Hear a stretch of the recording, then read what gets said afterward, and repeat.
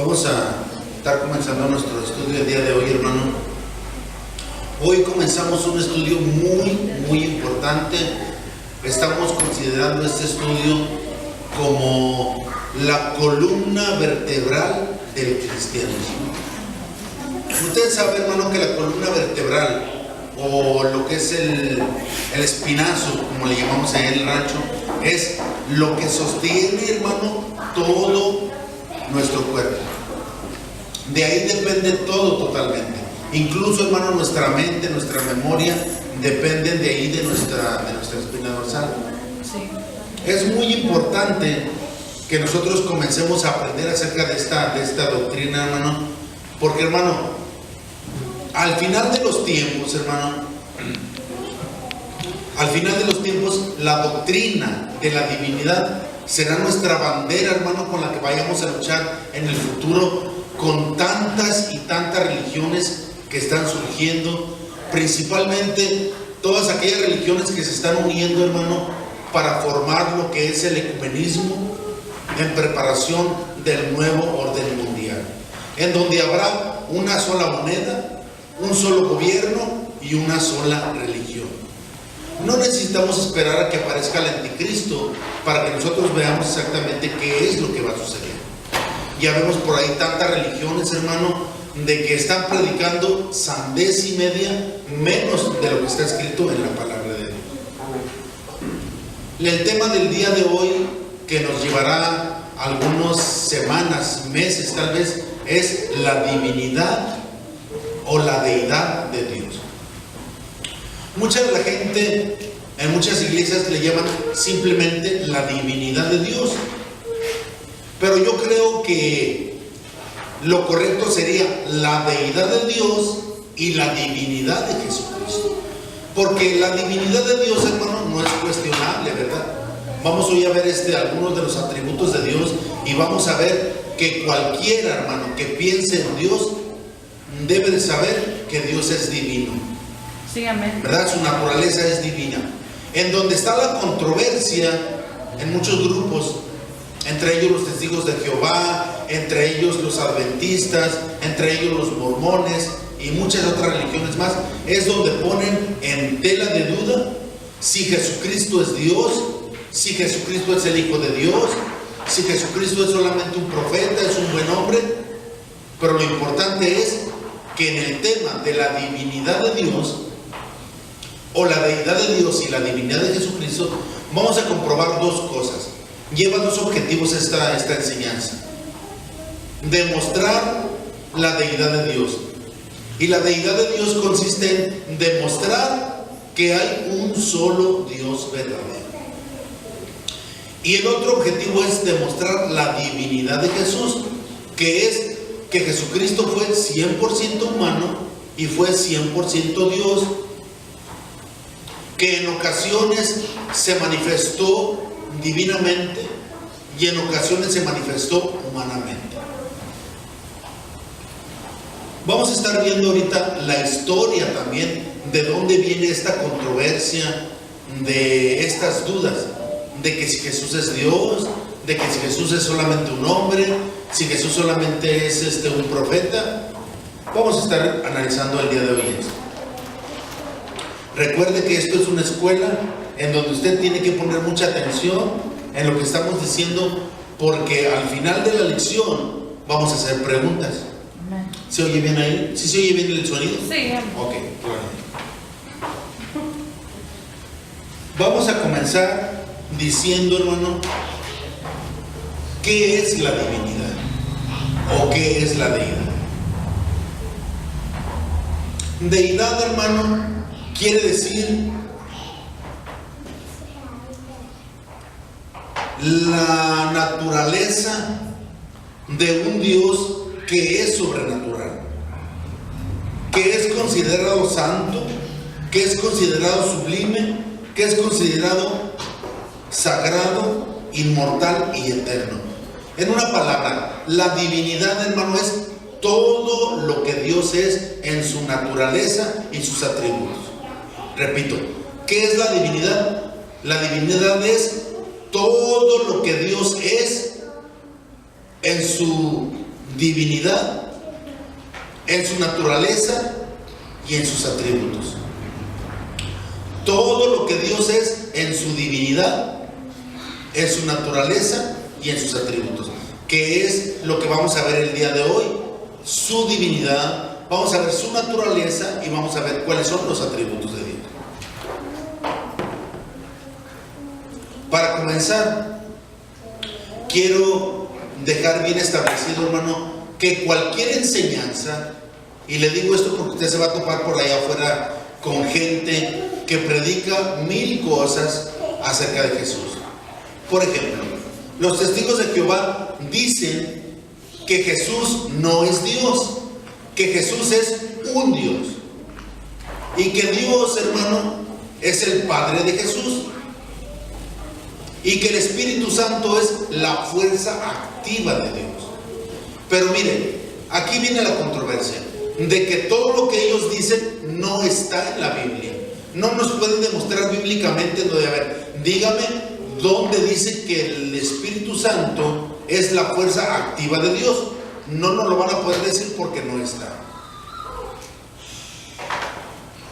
Quiero que usted apunte unas escrituras que serán de mucha importancia para nosotros, en donde debemos de comprobar de que toda la enseñanza tiene que estar, hermano, basada en las escrituras. Isaías 8:20. Isaías 8:20. A ver, alguien póngase de pie y léame Isaías 8:20. Alguien ya vaya buscándome Primera de Pedro 4:11. Y otro vaya buscándome Efesios 2:20. Repito, Isaías 8:20, Primera de Pedro 4:11 y Efesios 2:20. La primera escritura, hermano. Isaías 8:20, en el nombre de Jesús, dice así: Amén. A la ley y al testimonio, si no digieren conforme a esto, es porque no les ama el Señor. Se fija lo que dijese la escritura, hermano. A la ley y al testimonio. El que no dijere conforme a esto es porque no les ha amanecido. Quiere decir esto, hermano, que todo lo que nosotros hablemos, todo lo que se hable allá afuera, cualquier doctrina, tiene que estar en armonía con las escrituras. No solamente con la ley de Dios, fíjese. Aquí hay una cosa importante. Aquí dice que a la ley y al testimonio. ¿Cuál ley? La ley establecida en el Antiguo Testamento y al testimonio. ¿Quién fue el que vino a dar testimonio de Dios a la tierra, hermano? Jesús. Quiere decir que toda escritura, toda enseñanza tiene que estar en armonía con lo que dijeron en la antigüedad los profetas, los patriarcas, la ley de Dios, y tiene que estar en armonía con el testimonio. ¿Cuál es el testimonio? El testimonio de Jesús, el testimonio de los apóstoles y de los profetas. Léame Efesios 2:20. ¿Quién lo encontró? Amén. Efesios 2:20 dice, en el nombre de Jesús: edificados sobre el fundamento de los apóstoles y profetas, siendo la principal piedra del ángulo Jesucristo mismo. Amén. Edificados, fíjense, edificados sobre el fundamento de los apóstoles y los profetas. Es lo mismo que acabamos de leer en el texto anterior, ¿verdad? A la ley y al testimonio. Fíjese, ahí está nuevamente ratificado. A la ley y al testimonio. Aquí Efesios 2:20 nos dice, edificados sobre el fundamento de ¿qué? De apóstoles y ¿qué? Y profetas. Apóstoles es el testimonio y los profetas es a la ley. A la ley y al testimonio. Tenemos una última escritura, Primera de Pedro 4:11.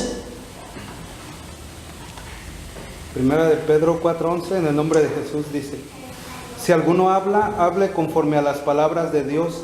Si alguno ministra, ministre conforme a la virtud que Dios suministra, para que en todas cosas sea Dios glorificado por Jesucristo, el cual es gloria e imperio para siempre jamás. Amén. Amén. Amén.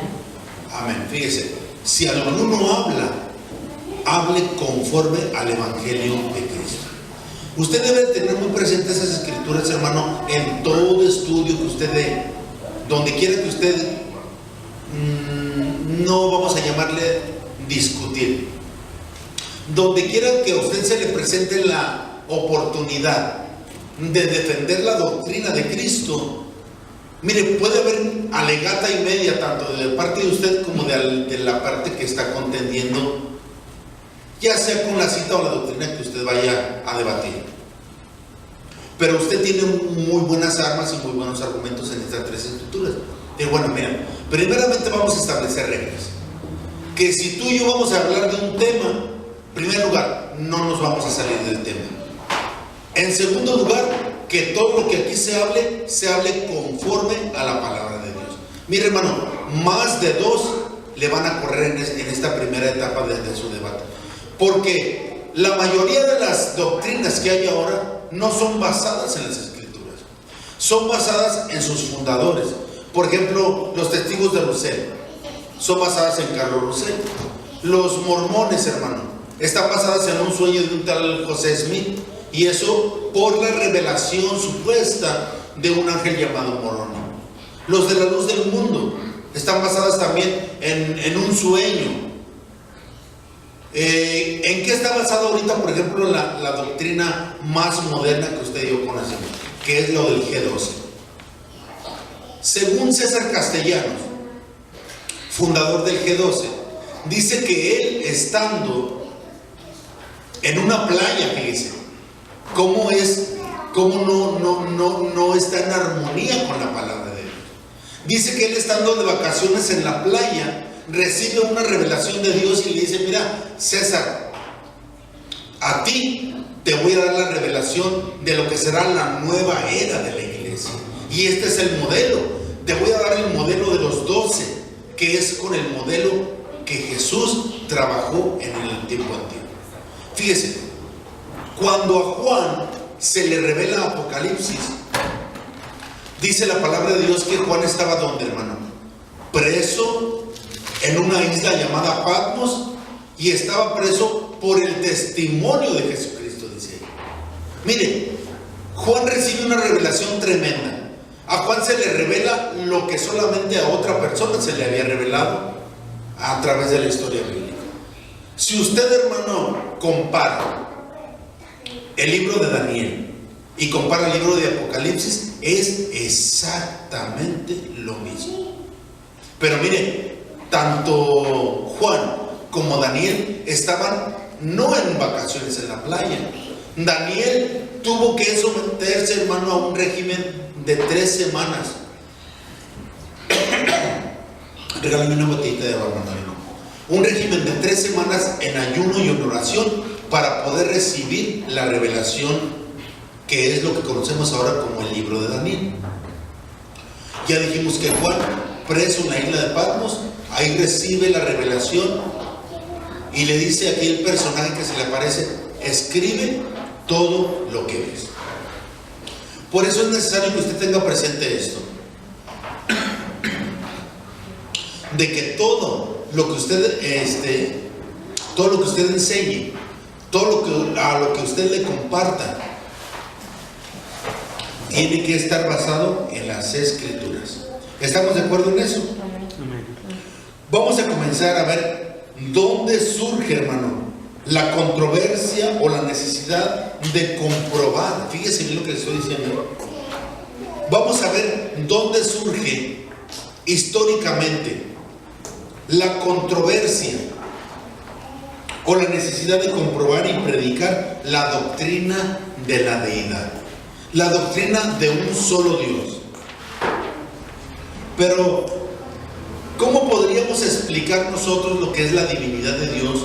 O todo lo que es Dios, dijimos, ¿verdad? Que la divinidad es todo lo que es Dios en su divinidad, en su naturaleza y en sus atributos. ¿Cómo podríamos nosotros hablar de Dios si realmente usted y yo no lo hemos visto? Ni ningún hombre tampoco de la antigüedad lo ha visto. Vamos a leer Juan 1:18, hermano, para comprobar esto lo que yo le estoy diciendo. Juan 1:18. Léamelo algo, por favor.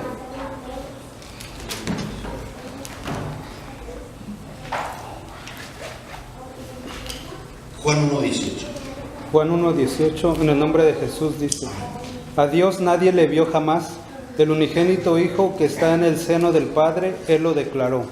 Gloria a Dios. Fíjese bien, a Dios nadie le vio jamás. El unigénito Hijo que está en el seno del Padre, Él le declaró. Todas estas palabras, hermano, Hijo que está en el seno del Padre, el Padre, todo eso lo vamos a ir desglosando a medida que avancen los estudios. Lo que quiero yo decirles, hermano, ¿cómo podemos conocer a Dios? ¿O cómo podemos conocer lo que es de Dios si a Dios nadie le ha visto jamás? Póngase a pensar eso.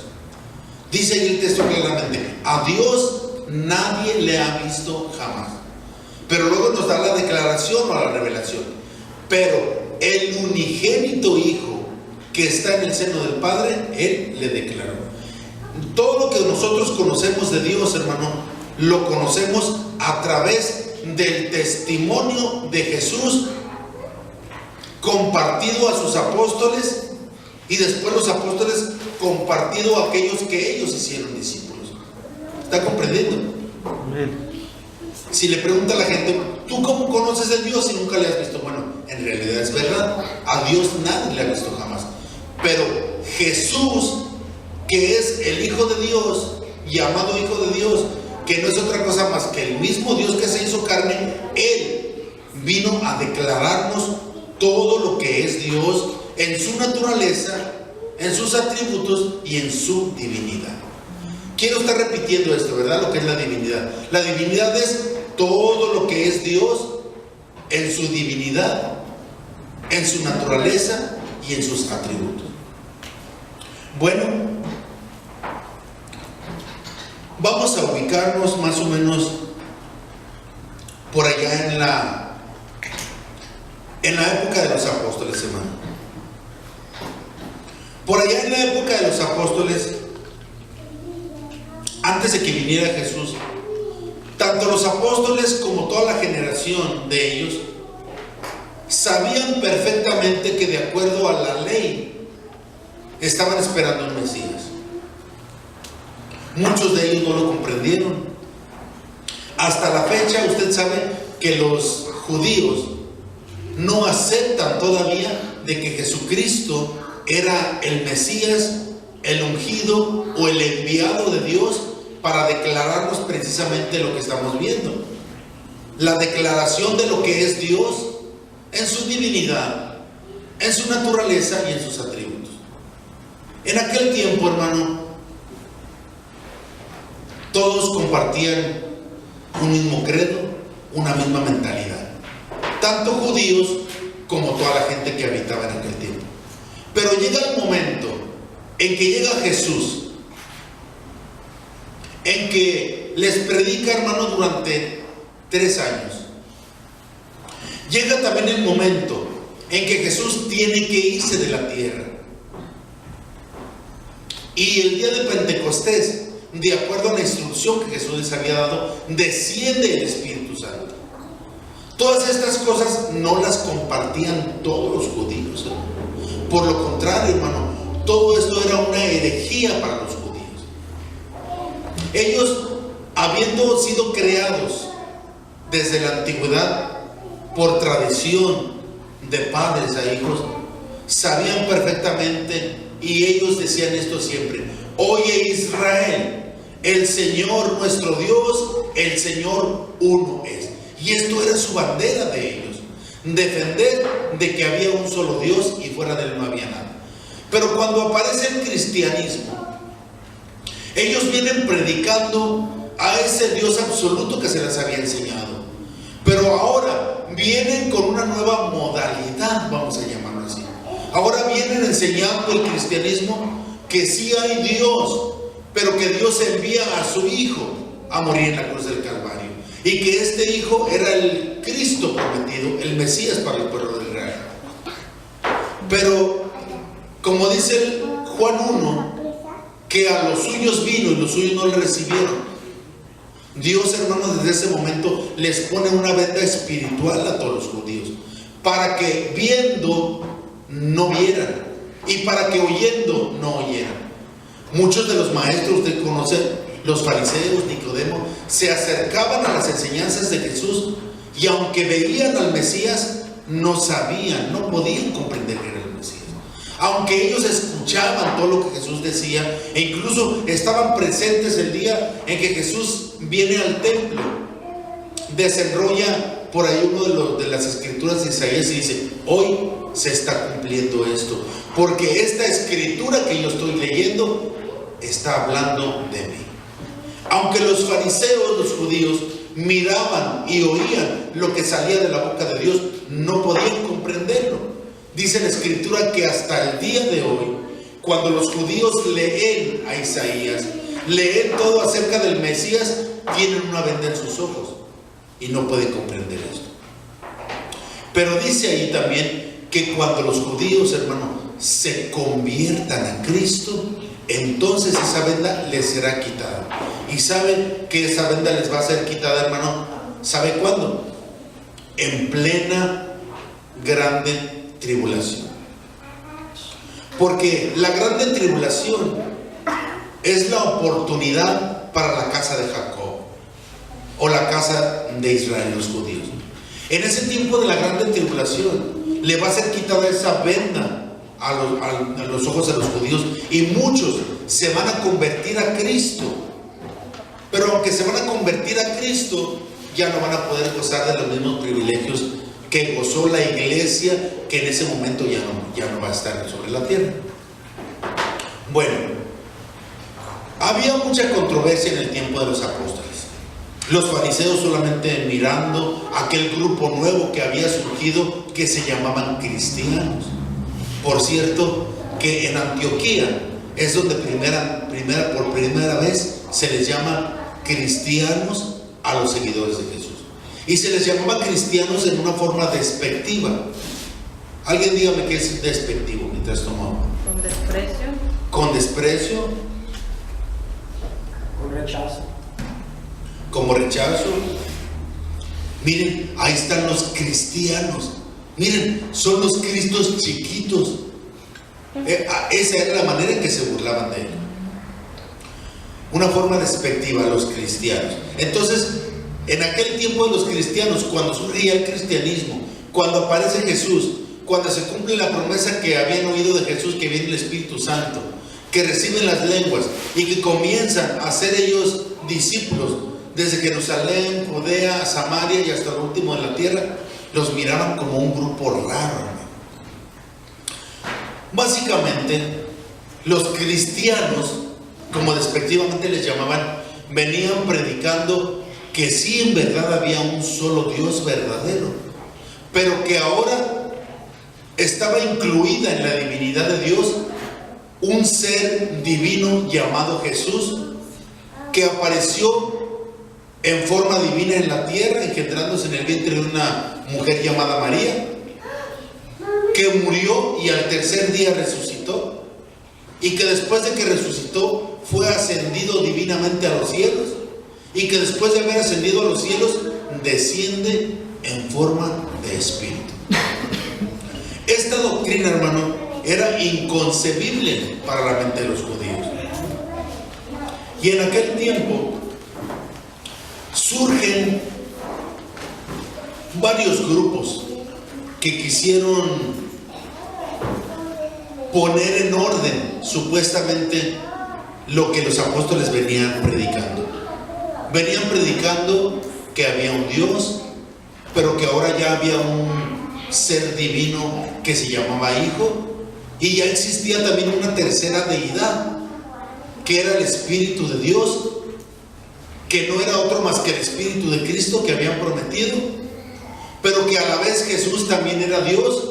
Y esto, hermano, se volvió en una confusión tan grande en aquel tiempo que hubo grupos o escuelas que quisieron darle una explicación a esto.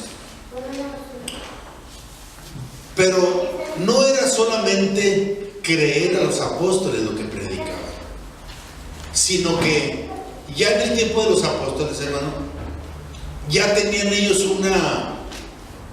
una versión de la Biblia, vamos a decirlo así. Aunque la Biblia no aparecía tal y como nosotros la conocemos ahora, pero sí ya estaban recopilados la mayoría de los libros del canon. Los libros del canon son aquellos libros que se consideraban como inspirados por Dios y que debían de formar una colección que vendría a ser después la Biblia. Tanto Pablo como los apóstoles como Jesucristo enseñaron de una versión que se llama Septuaginta. Esta versión Septuaginta, en el tiempo del romanismo, hubo un emperador que mandó, hermano, a Jerusalén a traer directamente todos los pergaminos que hablaban de la ley de Dios.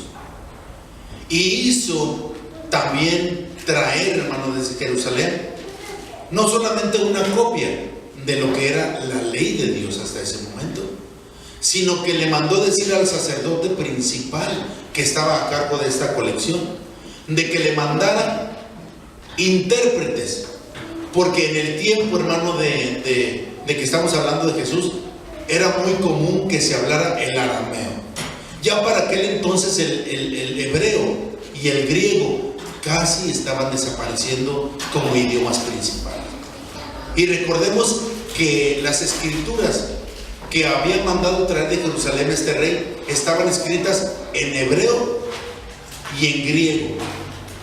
Pero como ya había desaparecido casi totalmente el hebreo para el tiempo de los apóstoles, era necesario que se tradujera del hebreo al griego y al arameo.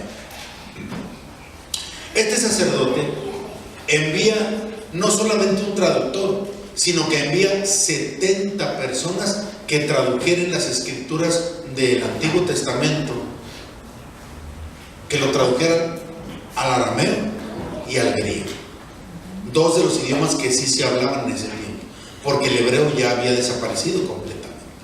Entonces, tanto Jesús como los apóstoles enseñaron de esta versión llamada Septuaginta, y se llama Septua, que viene la palabra 70, porque fueron 70 los traductores que mandaron en ese tiempo. Entonces, cada traductor iba copiando esto. Entonces, ¿qué surgió de ahí? Una versión, inmediatamente 70 copias al mismo tiempo. Y era una copia fiel, porque los traductores que mandaron traer eran personas que conocían perfectamente bien el griego. De ahí se traduce al arameo, se traduce al griego, después se traduce del arameo al latín, y después del latín se traduce a todos los idiomas vernáculos o modernos, que es lo que nosotros conocemos ahora, que es el inglés, francés, alemán, y ahí usted cuente todos los idiomas que nos cuenta. Entonces, en ese tiempo había esa controversia de que había aparecido un nuevo grupo llamado cristianos, y surgen tres grupos de filosofías que quisieron ellos ordenar las enseñanzas de los apóstoles. A ver, ¿cómo está eso?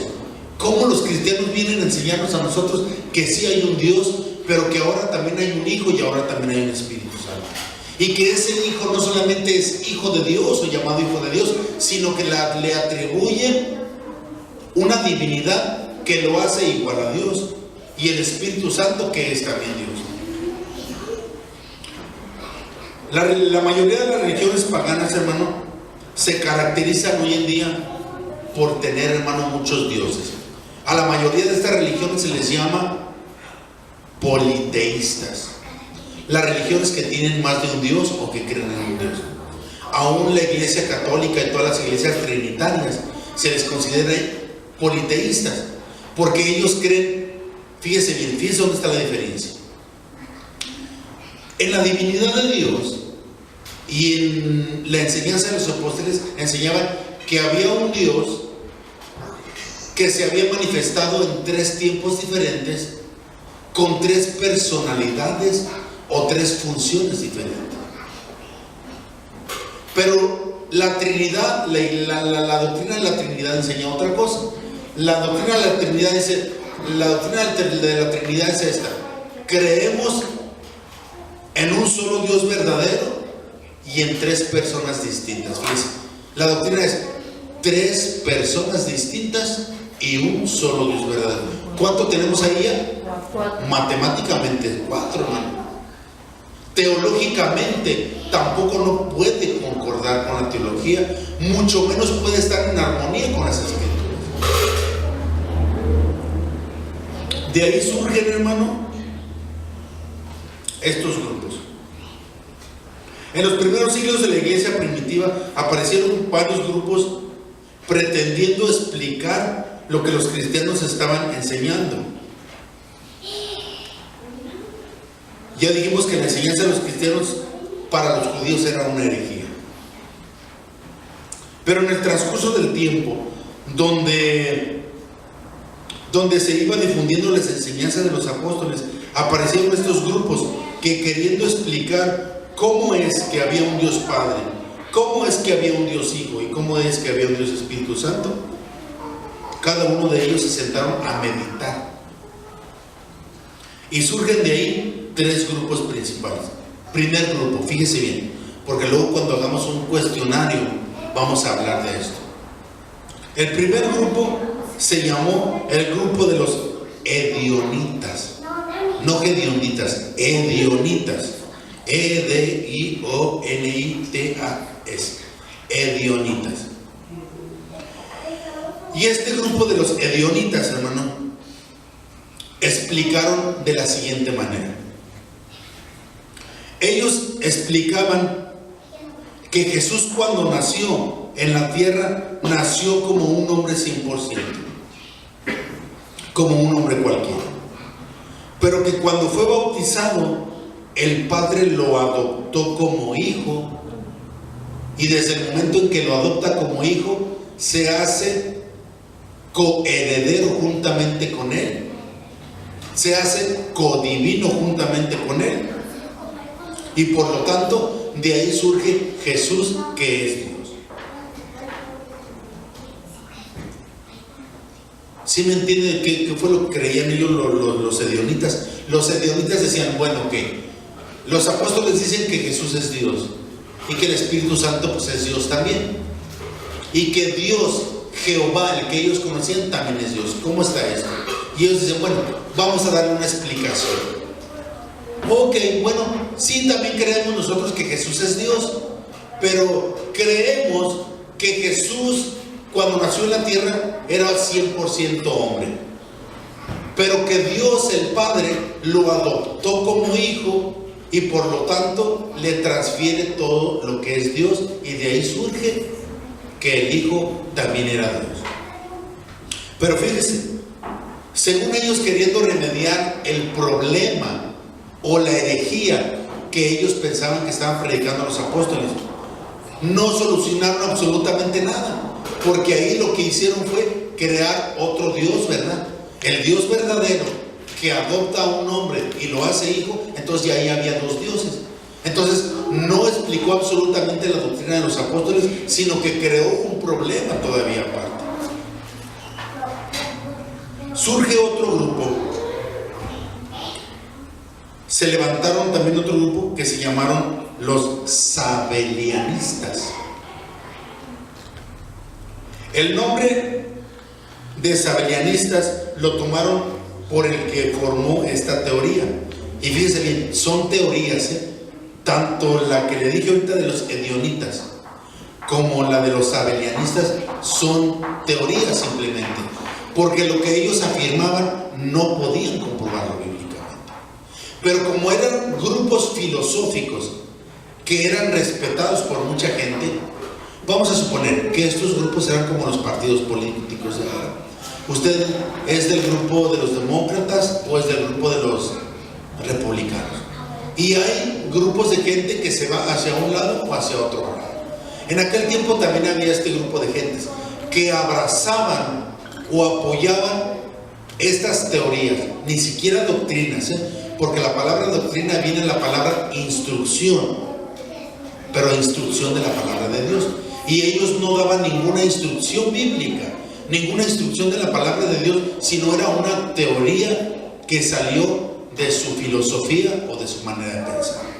Entonces dije que surge un segundo grupo llamado los sabelianistas, y surge por el nombre de ese líder que se llamó Sabelio.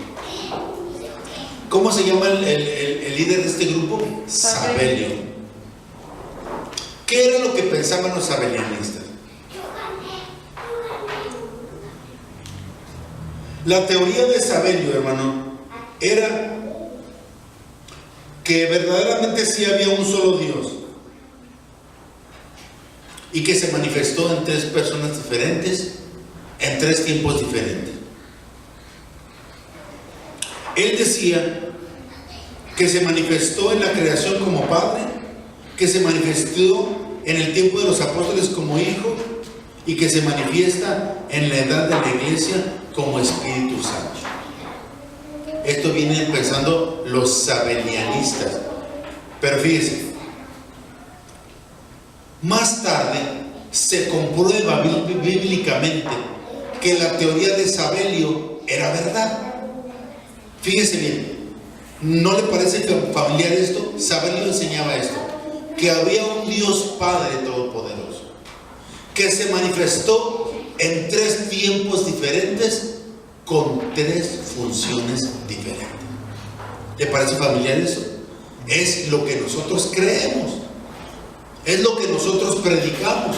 Nosotros predicamos no un Padre que es Dios, un Hijo que es Dios y un Espíritu que es Dios y un solo Dios verdadero, sino predicamos que existe un Dios absoluto, un Dios todopoderoso, que se manifestó en la creación como Padre, que se manifestó como Hijo en el tiempo de los apóstoles y que se presentó o que se presenta hoy en día en forma de Espíritu Santo, que no es otro más que el mismo Jesús en espíritu. Eso es lo que enseñaban Sabelio. Y nosotros, hermano, abrazamos esta doctrina de Sabelio, porque después, bíblicamente, cuando se analiza cada una de esas teorías, los primeros, ¿cuáles fueron? Le dije que los primeros, los hedionistas salieron reprobados a la luz de la palabra de Dios. Entonces, Edionitas, y luego vamos ahorita con los sabelianistas, y su líder se llamó Sabelio. Póngase bien listo para que usted pueda contestarme en la semana que entra. Le voy a decir, hermano, ¿cuántos fueron los grupos que surgieron en aquel tiempo? Fueron muchos, pero yo le estoy mencionando tres de los principales: los edionitas, los sabelianistas, y me falta otro grupo. Tenemos un tercer grupo que se llama el arriarismo. Arriarismo. Y este también, arriarismo, este movimiento arriarismo, toma su nombre también de su líder, que se llamó Arrio. Eran filósofos, hermano, pensantes, griegos la mayoría de ellos. Y usted sabe que la cultura griega se caracterizaba, hermano, por su sabiduría humana. Sabe que hasta el día de hoy, hermano, la mayoría de los términos médicos surgen, hermano, desde aquel entonces de los griegos. Toda la medicina, parte de la ciencia y la mayoría de los conceptos médicos, vamos a llamarlo así, vienen, hermano, de esta cultura griega. Para que usted sepa la importancia que tuvo el surgimiento de esta cultura en aquel tiempo de Jesús. Los griegos eran considerados, hermano, como la crema y la nata de aquel entonces. Los sabios, de donde surgían los arquitectos, de donde surgían los doctores. Entonces, este tercer grupo del arrianismo, su líder se llama Arrio. También él tenía una teoría. Él quiso poner en orden la enseñanza de los apóstoles. Básicamente su teoría fue esta: que Jesús en los siglos de la eternidad, hermano, fue creado por Dios. Fíjese bien. Arrio decía, bueno, sí, verdaderamente Jesús es Dios. Porque mire, el punto de controversia en el tiempo de los apóstoles era que había aparecido ahí un hombre llamado Jesús, y que los apóstoles predicaban que él era el Mesías prometido. Pero después de que viene en forma de Espíritu Santo, afirmaban que no solamente había sido el Mesías prometido, sino que Jesús era Dios hecho carne. Y esto, para la enseñanza de los griegos, de los judíos principalmente, esto era una herejía según ellos, porque contradecía aparentemente la enseñanza que ellos tenían de la ley, que había un solo Dios absoluto y fuera de él no hay nada más. Entonces viene Arrio como Sabelio y como la otra corriente de sabiduría, queriendo ordenar lo que los apóstoles predicaban. Y Arrio dice así: bueno, si la controversia es de que si Jesús es Dios o no, si Jesús es divino o no, esta es mi teoría. Yo creo que allá en las edades de los siglos, él estaba hablando en la eternidad. Yo creo que en algún punto de la eternidad, sí, verdaderamente Dios creó a Jesús. ¿A usted le va a parecer esta doctrina algo familiar? Ahí le va. Que Jesús en algún siglo de la eternidad había sido creado por Dios el Padre. Además, él sustentaba que Jesús fue la primera criatura creada por Dios, y que además de eso era un ángel, no era 100% Dios, una criatura angelical que podía compararse con alguna de las potestades superiores que ya existían en el cielo. Y que el Padre, que había creado en algún punto de la eternidad a Jesús, le confirió el título de hijo. Por lo tanto, ahí había un Dios pequeño que también era Dios, pero que no era el Dios absoluto. ¿A qué le huele esto? Sí, Jesús es Dios, pero es un Dios, no es el Dios eterno, es un Dios pequeño. Los testigos de Jehová. Ahora ve usted, hermano, cómo estas doctrinas herejes que les nombraban en aquel tiempo siguen siendo algunas de ellas herejes. ¿Por qué herejes? Porque contradicen totalmente la instrucción que nos da la palabra de Dios. Ya dijimos que toda enseñanza tiene que estar basada 100% en las Escrituras. A la ley y el testimonio, el que no diga conforme a lo que está escrito es porque se no le ha amanecido. O Pedro, todo aquel que hable conforme al Evangelio de Cristo. Hasta la fecha, el arrianismo está, hermano, infiltrado en muchas de las religiones de hoy en día, principalmente en la religión de los testigos de Jehová, que ellos piensan esto. Cuando usted les muestra Juan 1:1, que dice: en el principio era el verbo era con Dios y el verbo era Dios. Eso es lo que la Escritura enfáticamente dice, que el verbo era Dios.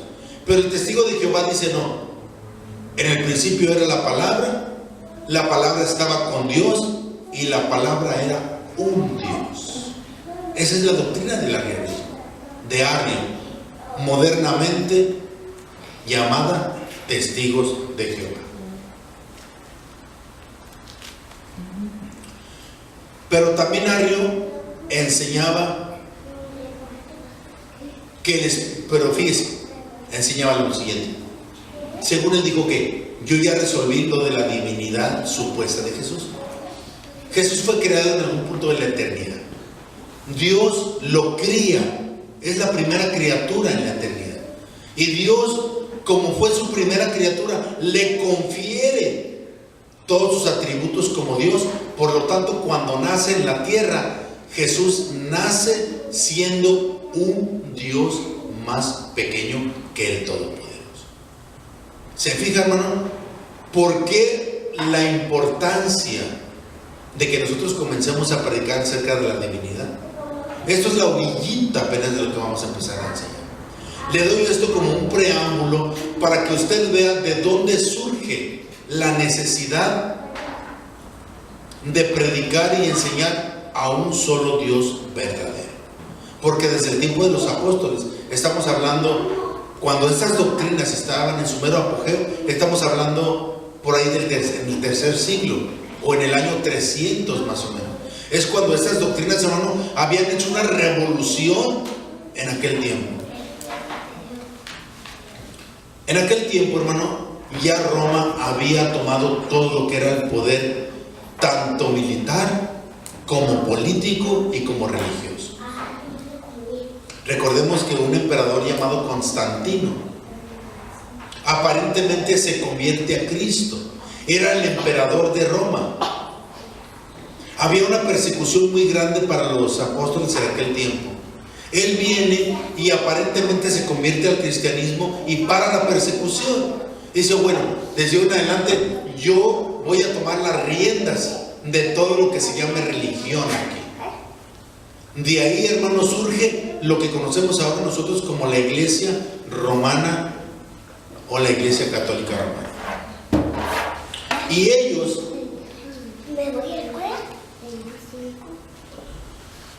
esta iglesia, hermano, romana, en aquel tiempo no se llamaba todavía Iglesia Católica Romana.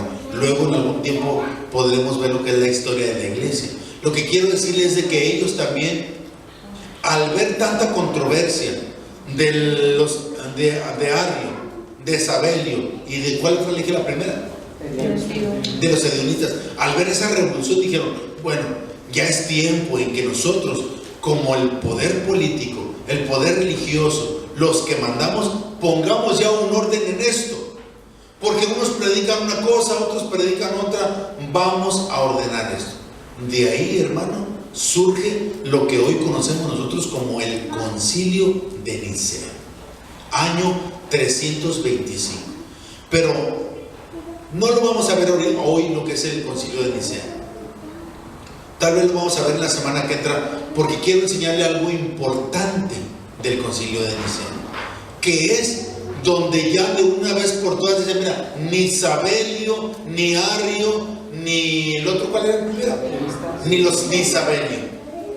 Son tres, Sabelio, Arrio, ¿y cuál otro?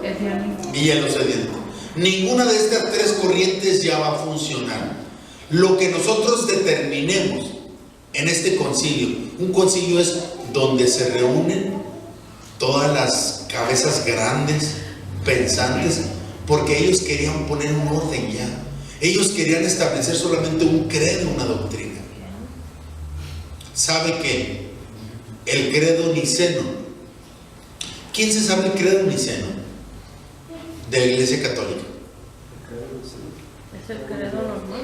Creo en un Dios Padre Todopoderoso, Creador del cielo y de la tierra, y en Jesucristo, su único Hijo, Señor nuestro, que fue concebido por obra del Espíritu Santo.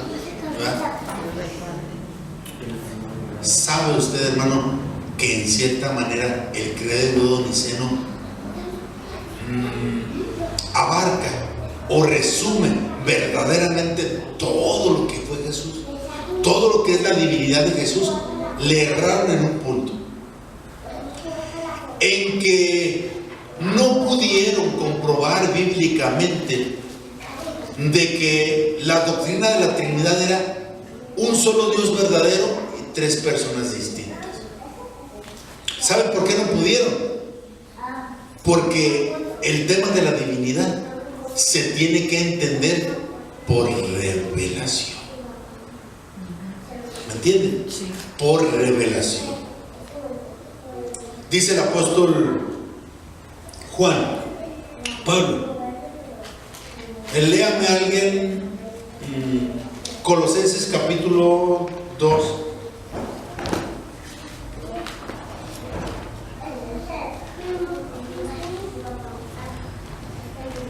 Hermano Antonio, donde habla del misterio.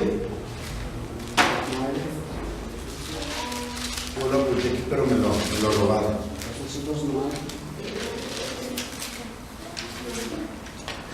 hermanos, todo el tema de la divinidad es un tema riquísimo, hermano, riquísimo.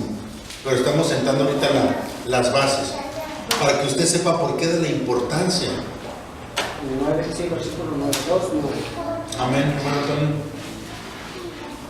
Dice así en el nombre de Jesús, Colosenses capítulo 2, versículo 9, versículo 8 y 9, dice: mirad que nadie os engañe por medio de filosofías y huecas sutilezas según las tradiciones de los hombres, conforme a los rudimentos del mundo y no según Cristo, porque en él habita corporalmente toda la plenitud de la deidad. Alguien léame Colosenses 1:26. Colosenses 1:26. Para que usted vea por qué ni los arrianos ni los otros que arriaban pudieron comprender esto, hermano. Y tuvieron que llegar al entendimiento humano para poder explicar, según ellos, lo que era el misterio de Dios. Colosenses 1:26 y 27. Colosenses 1, 26 y 27 dice: en el nombre de Jesús, a saber, el misterio que había estado oculto desde los siglos y edades, mas ahora ha sido manifestado a sus santos, a los cuales quiso Dios hacer notorias las riquezas de la gloria de este misterio entre los gentiles, que es Cristo en vosotros, la esperanza de gloria. ¿Se fija, hermano? Es a saber, dice, el misterio que había estado oculto desde los tiempos y edades. ¿Pero qué dice ahí? Pero que ahora nos es revelado a nosotros los santos. Fíjese, por eso, hermano, en ese concilio mentado llamado de Nicea, no pudieron comprender cuál era la revelación de esto, porque era un misterio que había estado oculto y que debía ser revelado a través del Espíritu Santo. Y este misterio le fue revelado al apóstol Pablo. Nos leyó, hermano tuyo, también Colosenses 2:12, ¿verdad? A saber, el misterio de Dios, ¿lo tienes ahí? Del Padre, del Hijo. Fíjese cómo desde aquel entonces ya había controversia, 2:2. Fíjese bien. Dice: para que sean consolados sus corazones, unidos en amor hasta alcanzar todas las riquezas del pleno entendimiento, a fin de conocer el misterio de Dios, el Padre y de Cristo. Ahí está bien, Antonio. Se fija, a fin de conocer el misterio de Dios, del Padre, de Cristo. Era un misterio, hermano, que desde el siglo II, siglo III, hablamos del año 250, 300, querían ellos ya entender esto, porque los estaba volviendo locos a todos. Había surgido un grupo llamado cristianos que venían predicando a un Dios absoluto, pero que había aparecido también un hombre llamado Jesús, al cual ellos seguían como su Mesías, y que después de haber ascendido al cielo viene en forma de espíritu, y entonces ya no nomás lo tomaban como su Mesías, sino afirmaban que era Dios. Era un misterio desde aquel tiempo, y al apóstol Pablo se le revela este misterio, el misterio de la divinidad. Léame, hermano Antonio, por favor, Primera de Juan 5:7, para que usted vea, hermano, que este tema viene desde hace mucho tiempo, ¿no?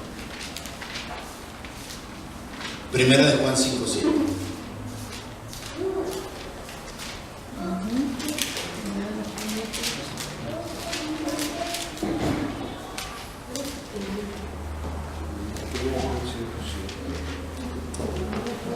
Cinco, 7 y 5:8.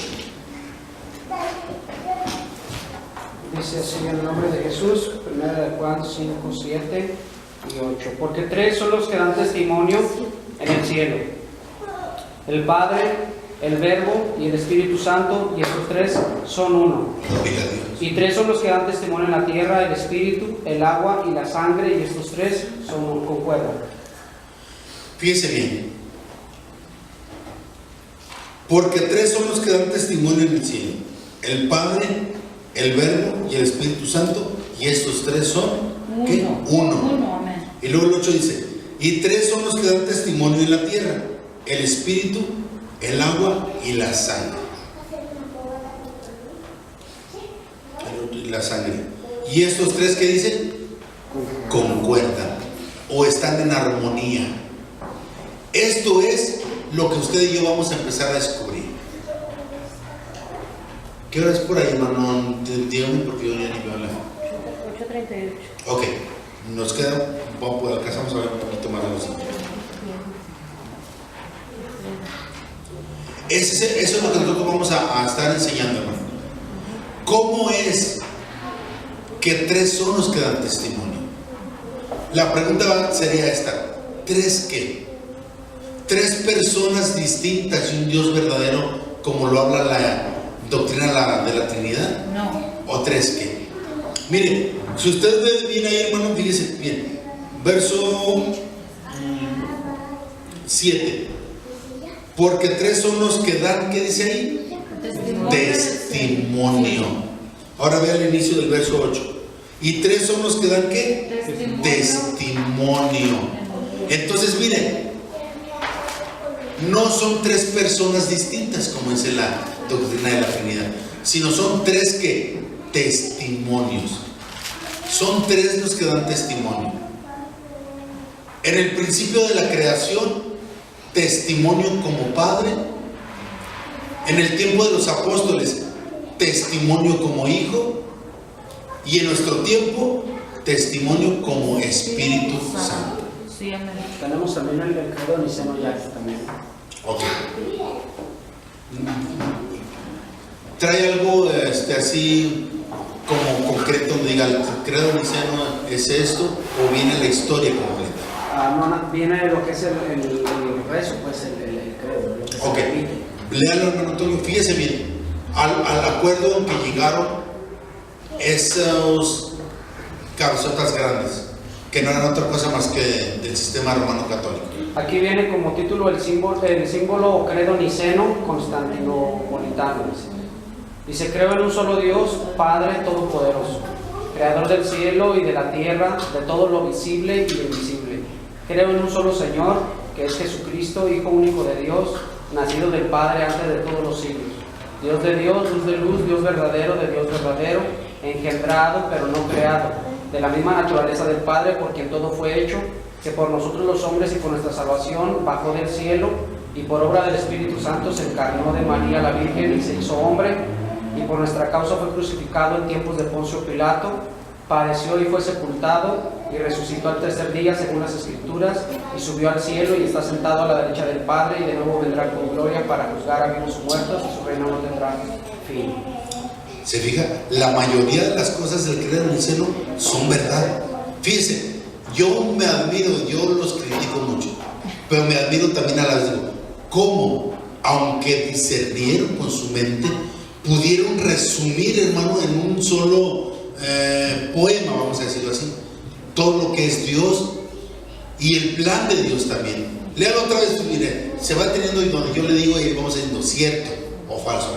Creo en un solo Dios, Padre Todopoderoso. Hasta ahí, ¿es cierto eso? Sí. Sí.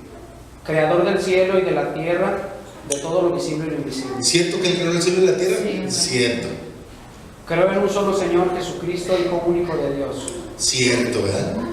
que es nacido del Padre antes de todos los siglos. Cierto. Dios de Dios, luz de luz, Dios verdadero de Dios verdadero, engendrado y no creado, de la misma naturaleza del Padre, Muy cierto. por quien todo fue hecho, que por nosotros los hombres y por nuestra salvación bajó del cielo. Y por obra del Espíritu Santo se encarnó de María la Virgen, y se hizo hombre, y por nuestra causa fue crucificado en tiempos de Poncio Pilato. Padeció y fue sepultado, y resucitó al tercer día según las Escrituras. Y subió al cielo y está sentado a la derecha del Padre, y de nuevo vendrá con gloria para juzgar a vivos y muertos, y su reino no tendrá fin. Creo en el Espíritu Santo, Señor y dador de vida, que procede del Padre y del Hijo, que con el Padre y el Hijo recibe una misma adoración y gloria, y que habló con los profetas. Realmente, hermano, sí es lo que es Dios y lo que es el plan de Dios también. ¿Cómo es que fue venido? ¿Cómo fue que fue concebido por obra del Espíritu Santo, todo eso es verdad. Bueno, después de haber visto ya, hermano, esto, vamos a alcanzar a ver solamente unos poquitos textos acerca de lo que es la naturaleza de Dios. Dijimos que la divinidad de Dios consiste en todo lo que es Dios, en su divinidad, en su naturaleza y en sus atributos. Lo primero que vamos a ver es la naturaleza de Dios. ¿Sí me está entendiendo, verdad? Sí, Sí, amén. La divinidad de Dios es todo lo que es Dios en su divinidad, en su naturaleza y en sus atributos. Lo que vamos a comenzar ahorita a ver es la naturaleza de Dios. En otras palabras, ¿qué es Dios? ¿O cómo es Dios? Eso es lo primero que vamos a empezar a ver. La primera escritura que usted va a escribir ahí es Juan 4:24. Las voy a repartir, ya va a ser unos 5 o 6 textos los que vamos a alcanzar a ver nada más. Y eso nomás a leerlos porque no hay mucho que explicar en ellos. Acuérdense que los textos que vamos a ver son acerca de lo que es la naturaleza de Dios, lo que Dios es. ¿Todos traen Biblia? Sí, amén. Ok. Hermano Antonio, Juan 4:24. Hermana Cheli, 1 Timoteo 6:16. Hermano Johnny, Hebreos 12:29. Hermana Betty, Deuteronomios 4:24. Hermana Graciela, Éxodo 24:17. ¿Y usted no trae Biblia? ¿Sí? No, vale, está. Usted los va a repetir todos de memoria. Dije Éxodo 24:17. Los voy a repetir todavía otra vez.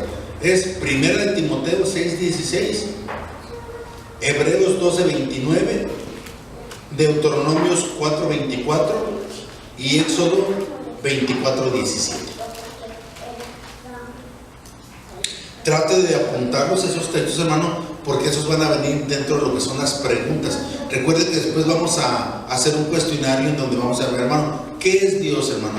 Oh, pues Dios es espíritu. ¿Dónde dice que Dios es espíritu, hermano? Oh, pues Juan 4:24. A partir de la semana que entra empezamos nuestra repetición, uno, otro. Hermano Antonio. Dice así en el nombre de Jesús, Amén. Juan 4:24. Dios es espíritu y los que le adoran en espíritu y en verdad es necesario que le adoren. Fíjese bien, Dios es espíritu. La segunda parte no interesa mucho porque lo que queremos es ver la naturaleza de Dios. ¿Qué dice ahí que es Dios? Dios Espíritu. ¿Quién sabe cómo es un espíritu? ¿Cuántos tienen la fotografía de un familiar que murió, de su espíritu? ¿O del espíritu de un ángel, del espíritu de Dios? Nadie, ¿verdad? Porque un espíritu no se ve. Un espíritu es una criatura celestial que lo único con lo que podríamos comparar nosotros un espíritu sería con el resplandor de una luz, para que pudiéramos comprenderlo.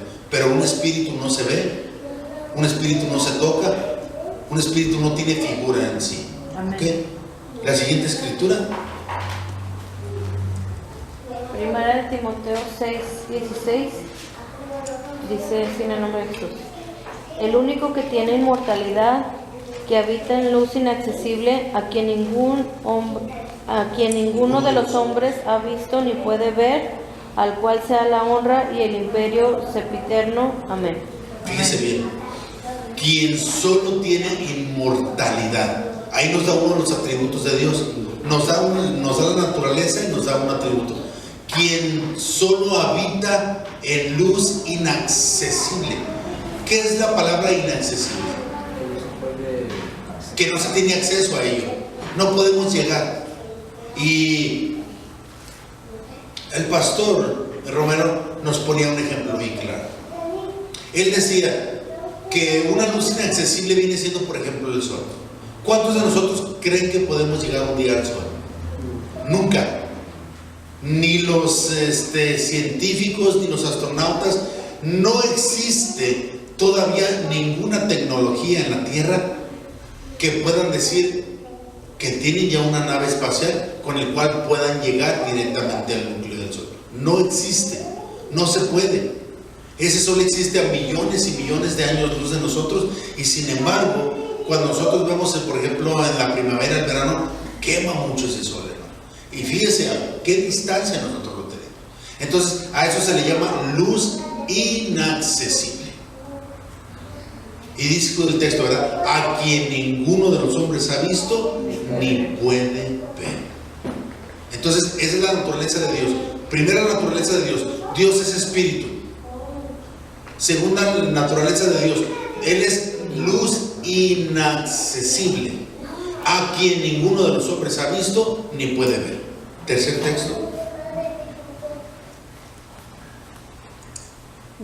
Hebreos 12:29 dice: en el nombre de Jesús, porque nuestro Dios es fuego consumidor. Gloria a Dios. Fíjese bien, otra de la naturaleza de Dios dice que Dios es fuego, hermano. Pero miren, el fuego que usted y yo conocemos aquí, hermano, realmente no es el fuego de Dios. Es solamente una copia del fuego realmente de lo que es Dios. Entonces, Dios es fuego consumidor, hermano. Siguiente texto.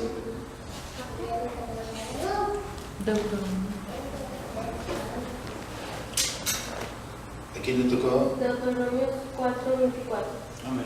Porque Jehová tu Dios es fuego consumidor, Dios celoso.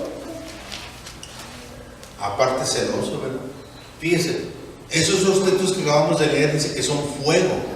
El de usted dice que es fuego, ¿qué? Consumidor también. Y el que leyó el hermano Johnny también. Es el de Hebreos y es el de Deuteronomio, ¿verdad? Dios es fuego consumidor. Entonces, miren, cuando yo le haga la pregunta, hermano, deme tres cosas o tres cosas que nos hablen de la naturaleza de Dios. Como voy a decir, hermano, pues según Juan 4:24, Dios es espíritu. Perfecto, hermano. A ver, otro. Oh, hermano, pues según Hebreos 12:29, Dios es fuego. Otro me puede decir, hermano, según Deuteronomio 4:24, Dios es fuego también. Ahora, siguiente escritura. ¿Falta una o no? Sí. Amén. Éxodo 24:17. Y la apariencia de la gloria de Jehová era como un fuego abrasador en la cumbre del monte, a los ojos de los hijos de Israel. Amén. Fíjese, hermano, todo lo que nosotros conocemos de Dios, usted ya vio ahorita tres textos seguidos, en donde nos dice que Dios es fuego, en donde nos dice que Él es luz inaccesible, en donde nos dice que Él es espíritu. Y todas estas atributos que nos hablan de la naturaleza de Dios, nos hacen hasta cierto punto inaccesibles a lo que es la esencia divina de Dios. Bueno, ya vimos lo que es la naturaleza de Dios. Dios es ¿qué? Espíritu. Y Dios es ¿qué? Fuego. Trate de aprenderse las citas lo más que se pueda, porque luego vamos a tratar de hacernos nuestro propio catecismo, como en la Iglesia Católica. Preguntas y respuestas, y vamos a repetir y repetir y repetir, porque es bien necesario que usted aprenda lo que es la divinidad de Dios, y esto es el comienzo de la divinidad de Dios. Amén. Dije que la divinidad de Dios es todo lo que es Dios. ¿Qué más? Su divinidad. Su naturaleza. En su divinidad, en su naturaleza y en sus atributos. Ahora, vamos a ver algunos de los atributos de Dios. ¿Cuánto nos queda de tiempo, hermano? ¿10 minutos? ¿15? 10. Ok, alcanzamos a ver unos... ¿Cuánto falta? ¿8? 8. Ok. Alcanzamos a ver unos 5 textos. Primer atributo de Dios. Dios es eterno. Primer atributo de Dios. Dios es eterno. Así nos lo dice Juan 8:58. ¿Quién no lo lee ese? Juan 8:58. Y otro hermano léame Primera de Timoteo 1:17. Dios es que Eterno. Es uno de los atributos de Dios.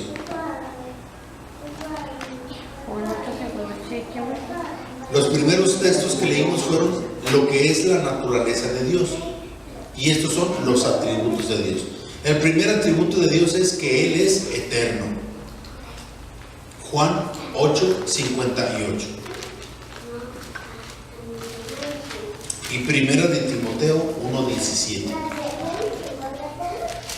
El que lo tenga ya levántese en el nombre de Jesús y dígalo bien fuerte. Juan 8:58. 8:58 dice: Jesús les dijo, de cierto os digo, antes que Abraham fuese, yo soy. Amén. Amén. Fíjese, ¿se fija, hermano? Antes que Abraham fuese, yo soy. Quiere decir, hermano, que Dios es eterno. Él ha existido desde la eternidad. Le iba a dar unos textos que concuerdan con esto, pero no quiero confundirlo. Quiero que vayamos por pasos. Primera de Timoteo 1:17. Amén. Primera Timoteo 1:17 dice: en el nombre de Jesús. Amén. Por tanto, al Rey de siglos, inmortal, invisible, al solo sabio, Dios, sea honor y gloria por los siglos de los siglos. Amén. Amén. Fíjese, ahí nos dio como 3 atributos. ¿Verdad, hermano Johnny? A ver, léalo otra vez. Por tanto, al Rey de siglos, inmortal, invisible, al solo sabio, Dios, sea honor Fíjese, y gloria. inmortal, invisible, sabio y eterno al principio. La primera lectura es eterno. Ok. Segundo atributo de Dios. Dios existe por sí mismo. Nunca, hermano, ha habido tiempo en el que Él no haya existido. Para esto no tenemos una escritura bíblica, pero lo que queremos decir con que Él existe por sí mismo, hermano, quiere decir que antes de Él no existió nadie y después de Él tampoco no existió. Aunque sí podemos tener una escritura con respecto a esto, ¿verdad, hermano Antonio? En Isaías 43:10, ¿verdad? A ver, alguien léame Isaías 43:10 y lo ponemos ahí en ese atributo de Dios donde dice que Él existe por sí mismo. En el nombre de Jesús dice así, Isaías 43, versículo 10, dice: vosotros sois mis testigos, dice Jehová, y mi siervo que yo escogí para que me conozcáis y creáis y entendáis que yo mismo soy, antes de mí no fue formado Dios, ni lo será después de mí. Amén, amén, así es. Aunque existe otra escritura en donde Dios le dijo a Moisés: yo soy el que soy. Eso lo vamos a encontrar en Éxodo capítulo 3, ¿no, hermano?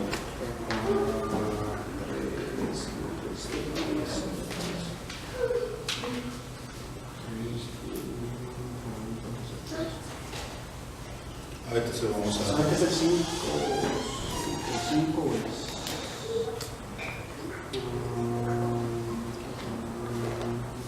Dice el capítulo 3 de Éxodo, vean ahí, va a ser la última escritura.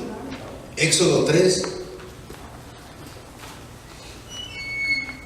verso 11 en adelante. Dice: entonces Moisés respondió a Dios: ¿quién soy yo para que vaya a Faraón y saque de Egipto a los hijos de Israel? Y respondió: ve, porque yo estaré contigo y esto te será por señal de que yo te he enviado. Cuando hayas sacado de Egipto al pueblo, serviréis a Dios sobre este monte. Y dijo Moisés a Dios: he aquí que yo voy a los hijos de Israel y les digo: el Dios de vuestros padres me ha enviado a vosotros. Si ellos me preguntaren cuál es su nombre, ¿qué les responderé? Y respondió Dios a Moisés: yo soy el que soy. Y dijo: así dirás a los hijos de Israel: yo soy, me ha enviado a vosotros. Esa palabra, hermano, de yo soy el que soy, quiere decir el que tiene sobrevivencia propia, el que vive por sí mismo, el que es, el que era y el que ha de venir. Va a venir siendo Éxodo 3, 13 y 14. Yo soy el que soy. Moisés le dice, ¿qué les voy a decir? ¿Cuál es el nombre? Y él dice, diles que yo soy te he enviado. Ese yo soy quiere decir, hermano, el que tiene sobrevivencia propia. Nadie lo crió, nadie fue antes que él, nadie es después que él. En otras palabras, este yo soy quiere decir el que es, el que era y el que ha de venir. ¿Sí me entendió? Para cuando yo le pregunté, hermano, Sí. ¿qué significa ese yo soy? En sí significa esto: el que es, el que era y el que ha de venir. En una palabra, el que existe por sí mismo. Bueno, vamos a dar por terminado nuestro estudio el día de hoy. Espero que más adelante se ponga esto más emocionante. Se va a poner de hecho, porque vamos a sacar bíblicamente conclusiones que con la inteligencia nunca pudimos haberlo hecho. Conclusiones que en el Concilio de Nicea no pudieron hacer. Conclusiones que el Arrio no pudo hacerlo, ni ninguna de las corrientes filosóficas que quisieron poner en orden este misterio que había estado. Amén. ¿Tiene alguna pregunta, algún comentario?